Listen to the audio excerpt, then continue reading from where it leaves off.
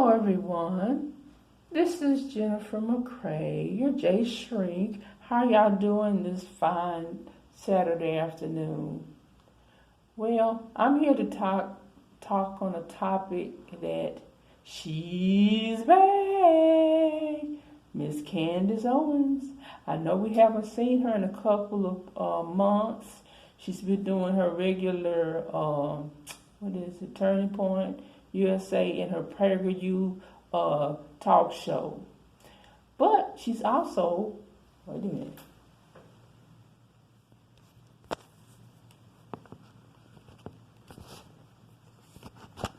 She's now Mrs.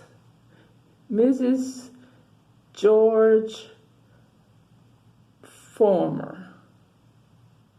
So she got married on August 31st. Now the interesting thing,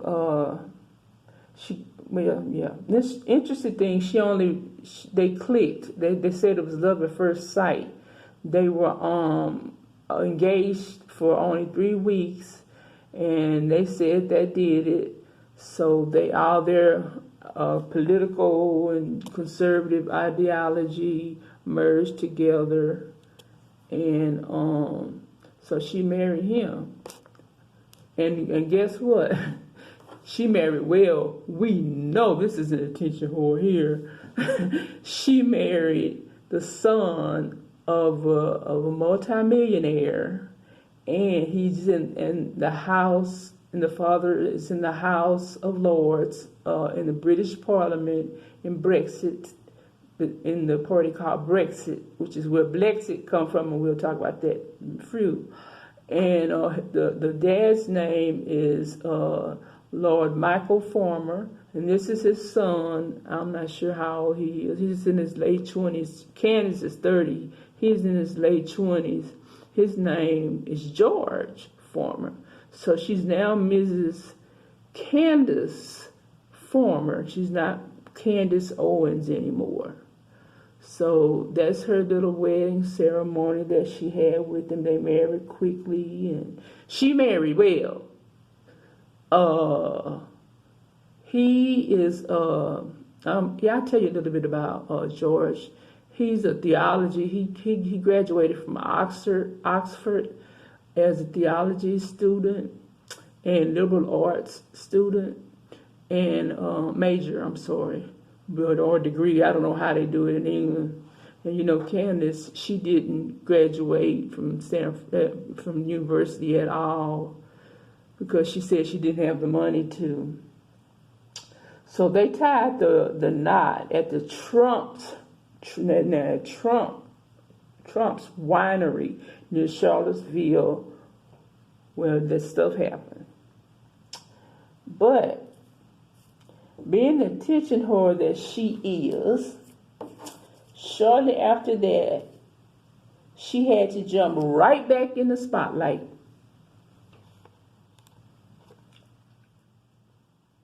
Hold up, y'all.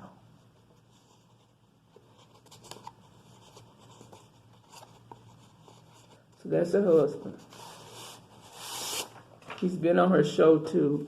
She's also written a book called Blackout, in which she talks about how the Democrats use black people to their advantage and get the black votes. And she's going to have a strategy in there for how black people can become conservatives like she is. So that's basically what she did there. But the most important thing I think y'all want to see is, at the Hip Hop Summit, it's at the Revolt TV Hip Hop Summit, in which she argued with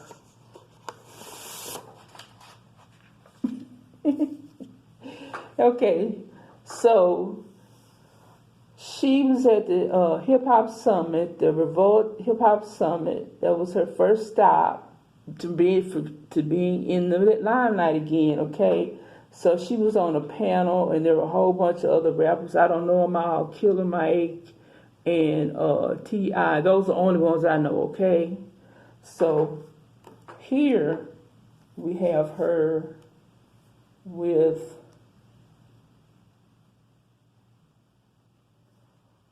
T.I. and she's having a little discussion.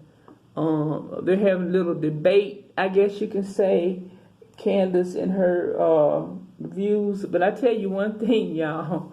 Candace, she talks fast and loose, but it is hard to out-rap a rapper because they rap so fast. And I'm waiting for my audio to come on so you can see what happened at the summit. If it comes on, okay, it'll be on in a minute. I'll get it. Y'all just take a little break and see her and T.I. Okay.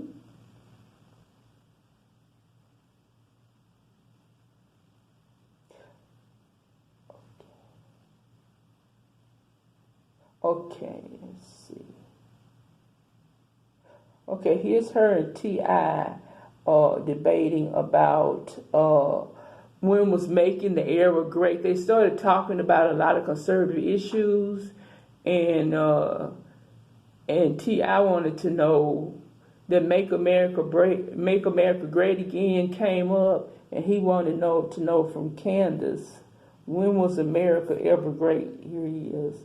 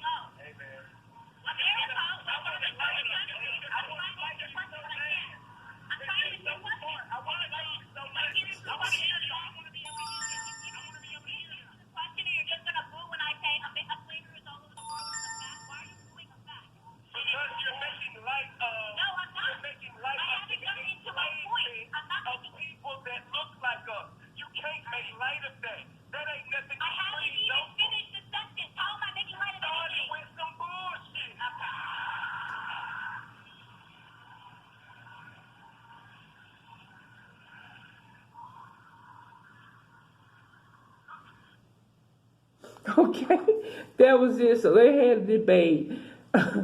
Candace, she just said in general, she was talking about when was Make America Great, and T.I. he wanted to know, was it like a Reconstruction? What era was it? Reconstruction?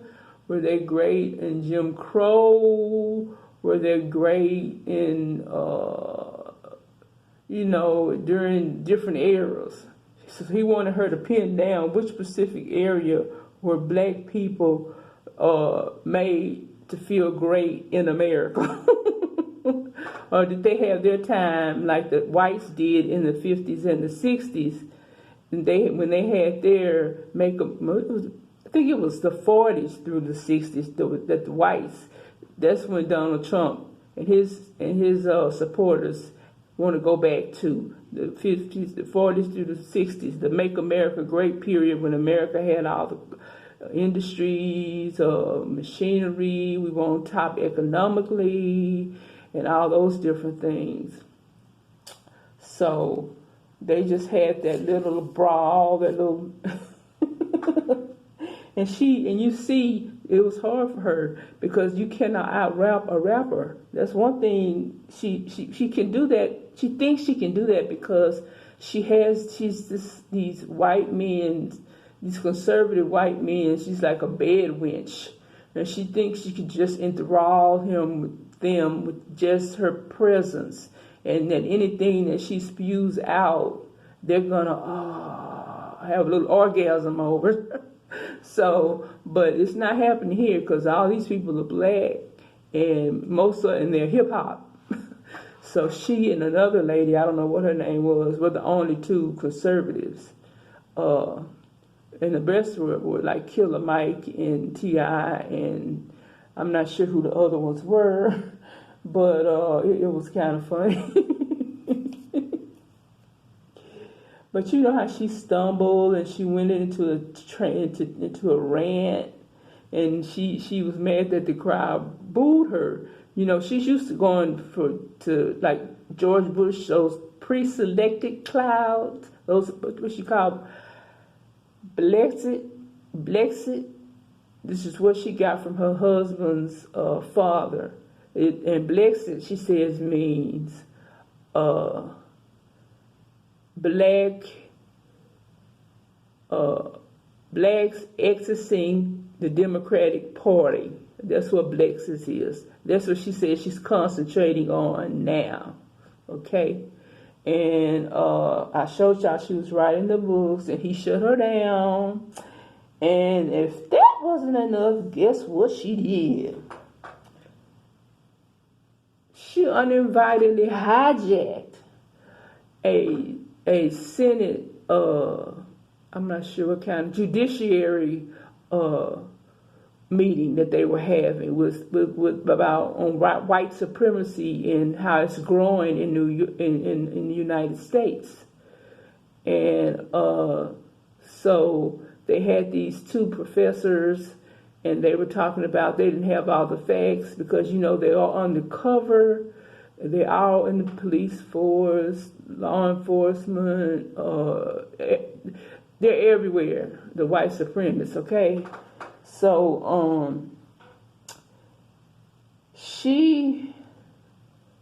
let me let you speak. Let me let her speak for you. Okay.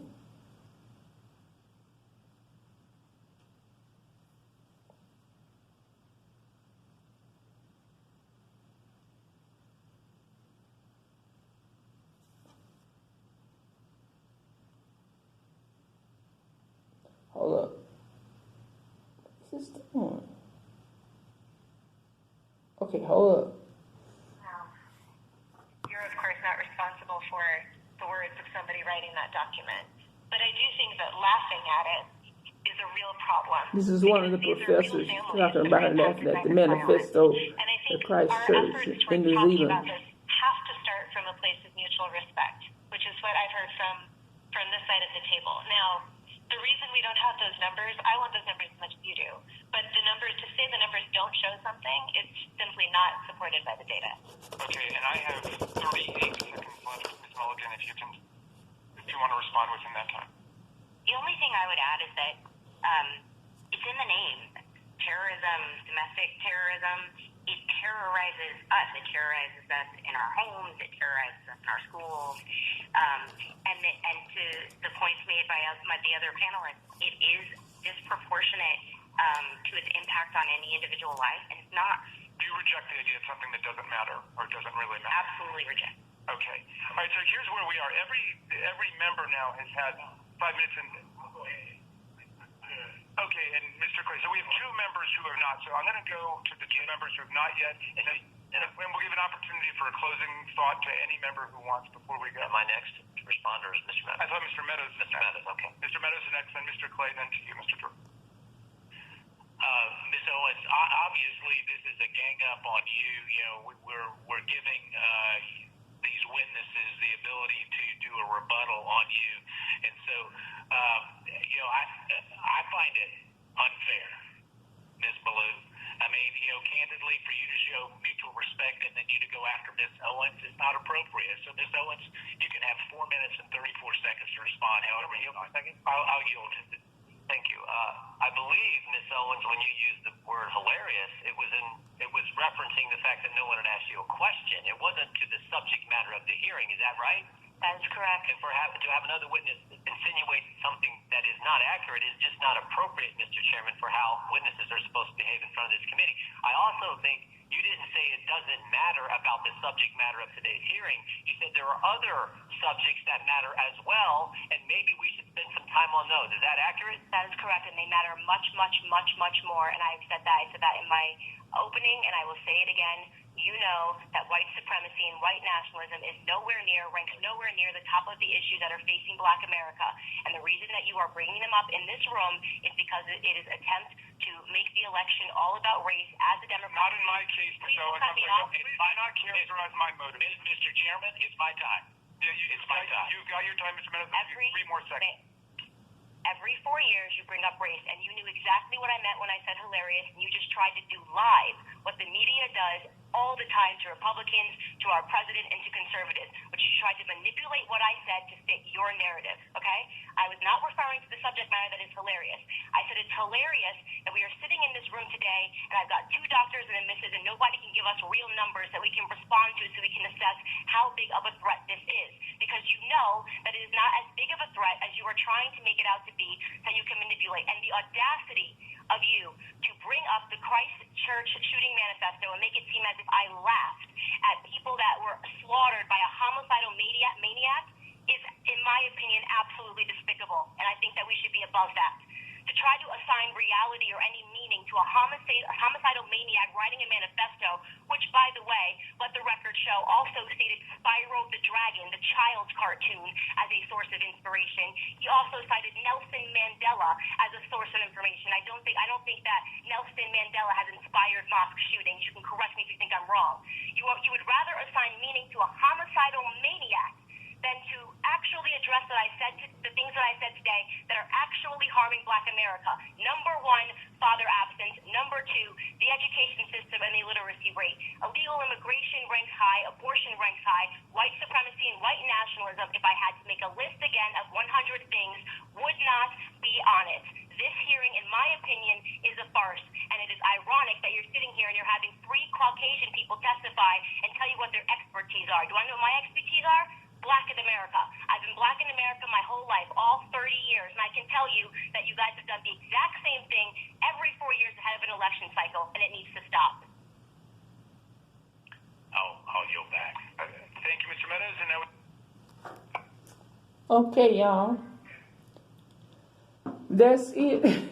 See, when she gets amongst, conservatives, they're more laid back and they're, very parliamentary and very accommodating in the way that they in the way that they run their meetings, this committee rather, and so they just let her she was not even invited. She just interjected herself in there. And obviously she has this, I don't know if you call it coon. Women are not coons, but this like, she's little, she's cute. This bad wench type of effect on these white men. Did you see that the guy, his name was Jim Johnson or something like that. He more or less parroted words for her to introduce her to just spew out her talking points or her narratives, as she called them, and they just let her go. They just sit there. You saw them. Well, you can't see them. Well, on the video that I saw, they sit there, looked at her, smiled, and just tried to make her into like a villain, like the liberal people were villainizing her, and you're making her victimized, victimizing her, but they weren't. They were just stating fact. But you see, she's all emotion. But guess what? She can get those white male conservatives. They're going to listen to her. She's a novelty to them. She's a fetish to them. But she couldn't do it to rapper T.I., could she? What? Was she able to get any words in with T.I.? No. She can manipulate white male conservatives. They are her strongest base. They fetishize this woman. This woman is married to a European man whose father was a multimillionaire. He's in the House of Lords, and he's a conservative, a Brexit, just like